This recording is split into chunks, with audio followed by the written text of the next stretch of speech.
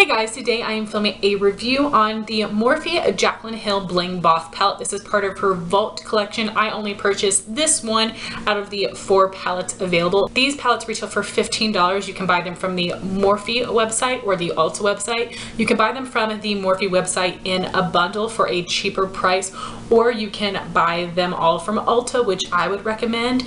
And this is something that you can find online as well as in store right now at Ulta.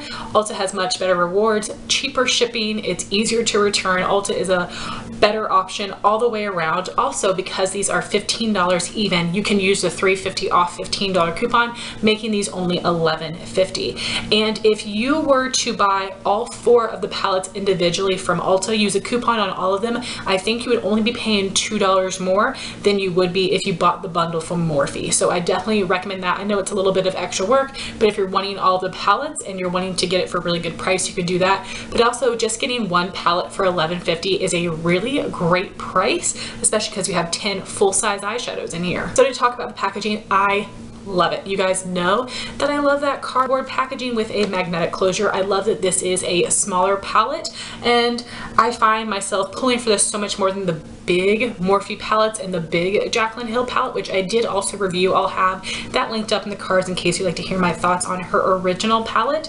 But I love the packaging of this. I love this design. I know that this is super similar to the design she did on her Becca palette, and I think that there was some sort of lawsuit between Becca and Morphe about it, but they haven't changed the packaging as far as I know, and I think it is absolutely beautiful. Also, I know that there have been a bunch of rumors about this palette and that there have been some inconsistencies with the formula. Also, I did want to mention on the back of my palette, it does say V2. Now, Jaclyn has said it doesn't matter if it doesn't say anything, if it says V2 or any other number. It's just basically different production codes or batch codes, even though that doesn't look like it would be a batch code. I don't know. There's a lot of sketchy things that have been going on with this Morphe and Jaclyn collab, but I can tell you my palette does have a V2 on it. So now I will show you all of the shades with swatches. Bling Bling is a foiled finish. Hush Hush is a matte finish. Gem is a shimmer finish. Pizzazz is a shimmer finish. Mystic is a matte finish. Mystic is a matte finish. Sparks is a matte finish. Glitz and Glam is a foiled finish. Rockstar is a matte finish. Ballsy is a foiled finish. Berry Treasure is a matte base with glitter particles. So I apologize for the shadow, but here are the swatches. This is Bling Bling. This is more of a pinky champagne, and it has a foiled finish. Hush Hush is a pinky gray taupe matte color. Gem is a really bright royal purple shimmer.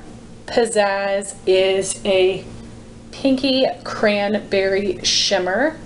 Mystic is a really deep cool purple, but it has a little bit of red, and it's a matte finish.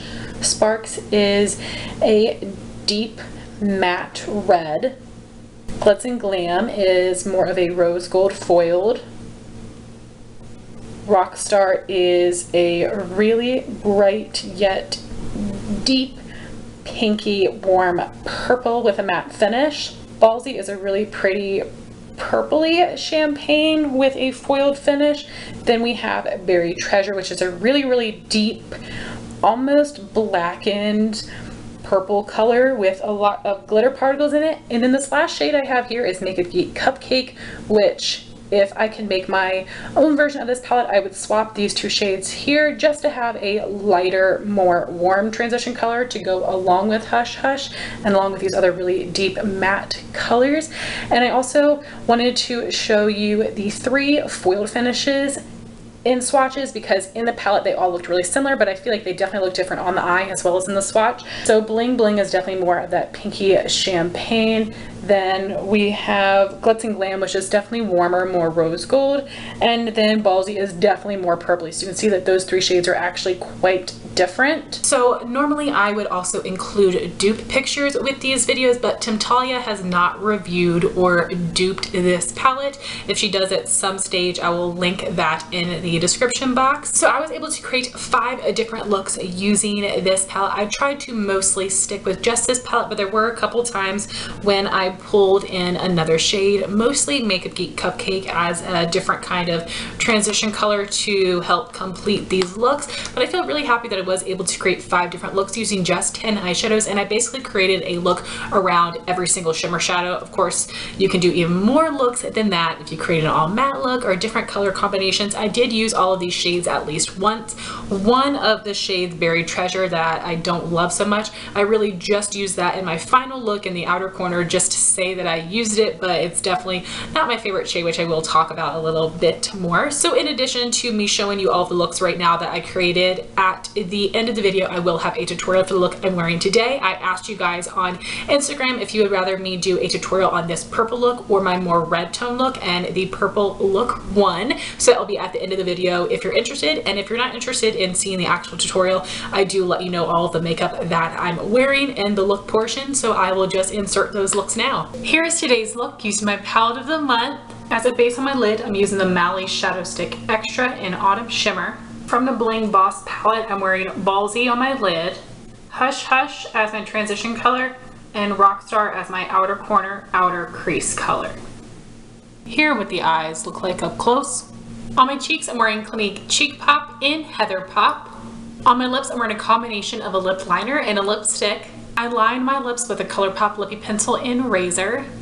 And I fill my lips in completely with the Tarte Color Splash lipstick in Salt Life. Here is today's look using my palette of the month. As a base on my lid, I'm using the Mercier Caviar stick in Rose Gold. For my crease color, I'm using Makeup Geek Cupcake.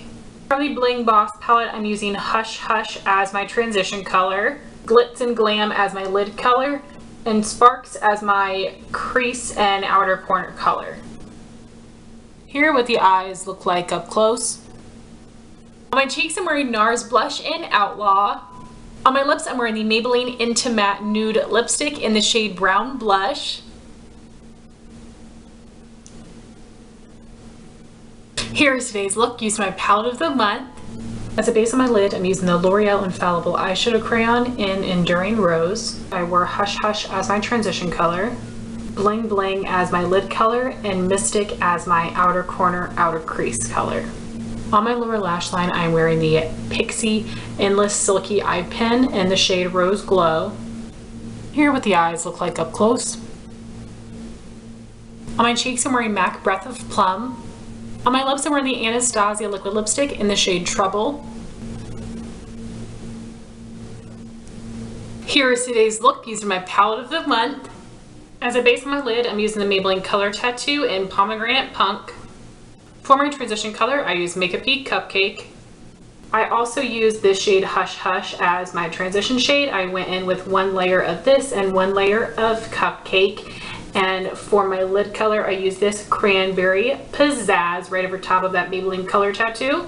And for my outer corner, outer crease, I used equal parts of Sparks and Rockstar. Here what the eyes look like up close. On my cheeks, I'm wearing MAC Blush in Melba. On my lips, I'm wearing the NYX Butter Gloss and Creme Brulee.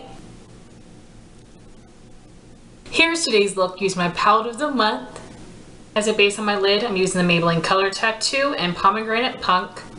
I used Hush Hush as my transition color, Gem as my lid shade, Rockstar as my main crease color, Mystic as my outer corner, outer crease color, and a little bit of Buried Treasure right in the very outer corner, just so I can say I used every color in this palette, but I don't think that shade would be necessary for this look. Here what the eyes look like up close. On my cheeks, I'm wearing MAC Blush in Cantaloupe. On my lips, I'm wearing the e.l.f. Tinted Lip Oil in Nude Kiss. now to talk about the formula, the texture, and the pigmentation. Within this palette, there are 4 different finishes. Bling Bling, Glitz and Glam, and Ballsy are all more of a really dimethicone foiled shadow. Then you have Gem and Pizzazz, which are just like a standard shimmer finish. Then Hush Hush, Mystic, Sparks, and Rockstar are a true matte. And then you have Buried Treasure, which has a matte base with some glitter particles, which it actually performed better than a lot of other matte shades with glitter particles, but I feel like so many YouTubers complain about that in videos, so I'm always surprised when I see a shadow like that in a YouTuber collab. I'm just like, don't y'all know how much we hate those? Like, why would you do that to us? Give us another shimmer, another foiled, another matte. Don't be mixing it all up, come on. So when I was testing out this palette, I had pretty low expectations because a lot of people were not enjoying it, and I was not in love with the original Morphe Jaclyn Hill palette in the way that it performed or the colors. So I had low expectations for this,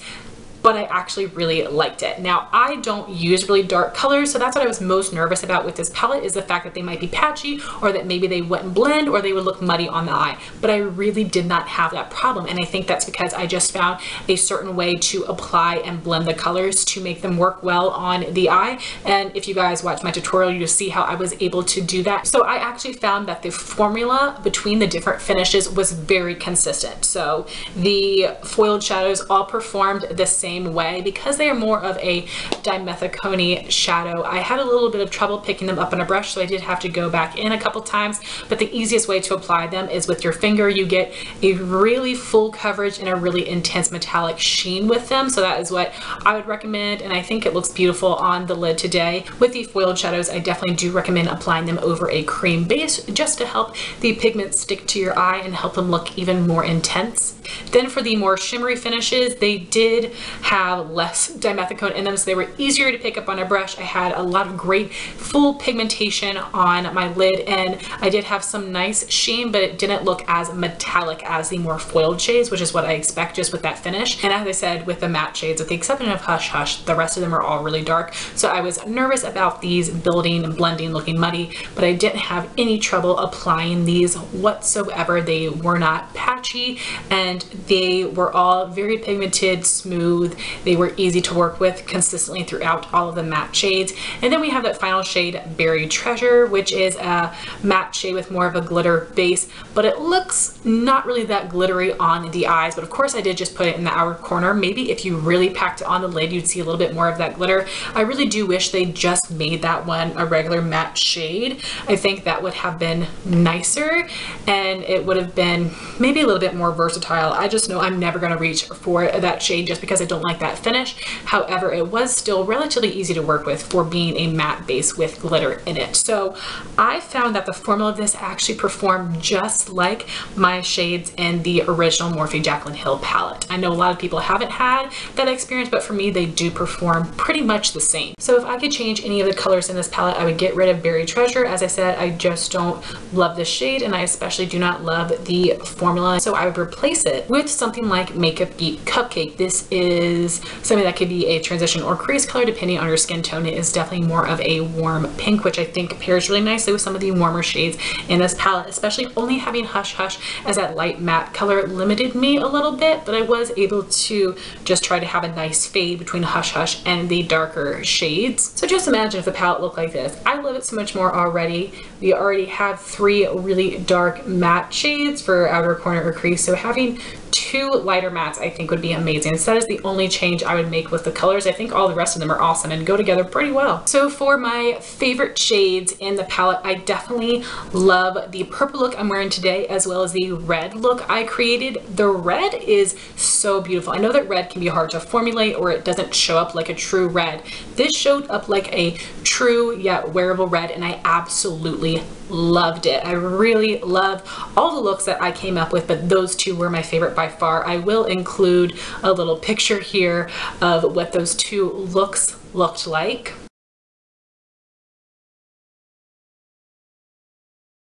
So to give you guys my final thoughts on this palette, I really love it and I absolutely recommend it. I like this one so much more than the original Morphe Jaclyn Hill palette because this actually brings something new to my collection. I had been waiting for a purple palette. I did not buy the Anastasia Norvina palette because I wasn't happy with that color selection. I know that Huda Beauty is releasing some new Obsessions palettes and there is a purple one in there that looks beautiful, but that's definitely more on the pinky purple side, and this has more true purples, more eggplant, more red. So I definitely think that you could justify having both of them, and I definitely think I want to buy the Huda one so I can have like all the purple eyeshadows I could want, especially with some of the Makeup Geek matte shadows I have. But really this did add something different to my collection. I'm really happy with the shades I created using it. I didn't really have difficulty using this at all, which really surprised me. So I absolutely recommend this palette. I don't think I'll buy any of the others from the Vault collection, even though they're super affordable. I just don't feel like I need those shades. So as I said, definitely recommend you guys buy this from Ulta. Use a $3.50 off $15 coupon so you can buy it for $11.50, which is an amazing price.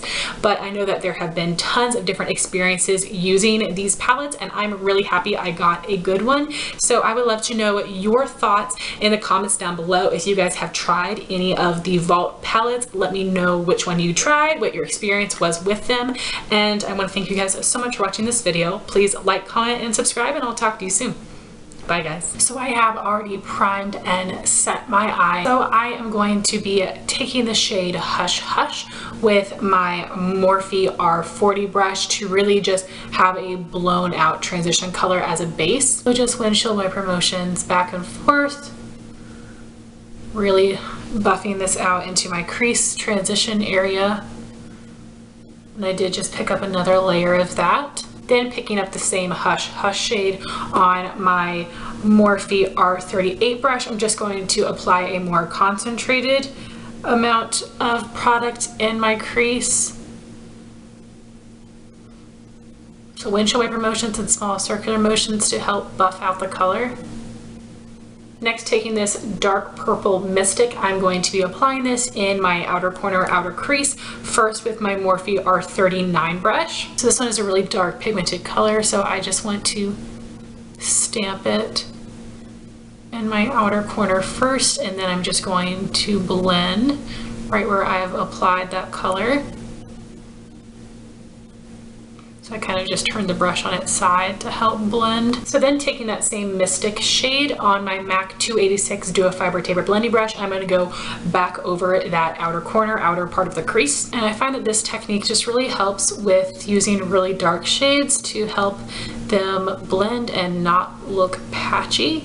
So I'm just running over the outer corner and then taking what's left on the brush and running it through the inner part of my crease. Usually I will apply my lid shade right after the transition color, but I actually forgot. So we're just going to do it right now. I'm going to be applying a cream base to my lid to just help the shadow stick really well, but you could also help cut the crease with a concealer and that would help the shadow stick as well. So I'm just going to be using the L'Oreal Infallible eyeshadow crayon in Enduring Rose, which is just like a light champagne pink, and I'm going to draw this all over the lid. So then I'm going to take Bling from the palette, which is the most rosy silvery shade out of the lighter shimmers, and I'm going to pack that on my lid with my MAC 239 flat shader brush. And this will take a little bit of layering. These shades have a lot of dimethicone in them, so it takes a bit to pick them up on a brush. I'm going to do one base layer with the brush, and then once I finish all of the rest of my shadow, I will go in and apply a second layer with my finger to really intensify the shade and the metallic shine. So then I'm going to take Bling on my finger and put it on my lid. This is what that shade looks like on my finger. And this definitely does apply best to the finger. You can see how much more metallic it looks. Then I'm going to clean up the outer edge of my shadow using ColourPop Full Zip. It's just a matte cream, and I'm going to apply it with this old ColourPop blending brush. They don't make anymore, but really any brush, any eyeshadow or face powder that matches your skin tone would be good for this. And I can get a little messy when I'm blending, so I just have to finish off my look with this step to help it look a little bit more sharp and defined. So on my lower lash line, I'm going to be taking this Pixi Endless Silky Eye Pen in the shade Rose Glow, which looks more like a taupey color. And I'm just going to line my lower lashes. So I like to make mine really thin on the inner part and a little thicker towards the outside. I just find that to be most flattering with my eye shape. Then I'm going to apply liquid liner and mascara, and that will be the finished look.